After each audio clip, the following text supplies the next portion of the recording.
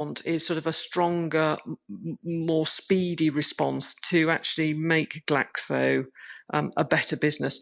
It isn't keeping up with its peers. So I think it will have some support from shareholders.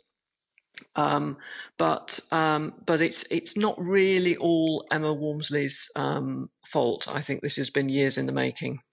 Lucy Coutts, Investment Director at JM Fin. Thank you very much for talking us through that. Quick look at the numbers. The FTSE closed up 88 points at 7,125 and the S&P 500 gained 22 points at 4,320. £1 will buy you $1.38 and €1.16.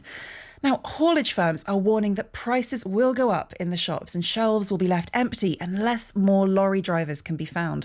One example that really brings it home to me is that the German confectionery giant Haribo says it's struggling to deliver its sweets to shops in the UK because of a shortage of drivers. That really hits home for me. I need my Tangfastics. The industry calculates that Britain is short of about 60,000 drivers. Many firms are offering big pay rises to attract new staff. Government ministers have held talks with freight firms and say they're now working on new training schemes. Is that going to be enough to keep goods moving? Well, our West of England business correspondent Dave Harvey has been to Somerset for this report. The engines are still turning, but at this lorry depot near Bristol, there are more trucks than ever parked up waiting for a driver. In fact, when I turned up, the boss of this family-owned haulage firm was out behind the wheel, driving a truck himself. And if it wasn't for me doing the interview today, I'd be driving myself because it has become the case. We're both driving weekly. John Cook is the ops director at Rings.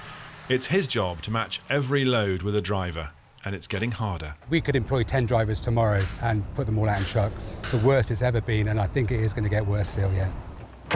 As of the 1st of June this year, we had to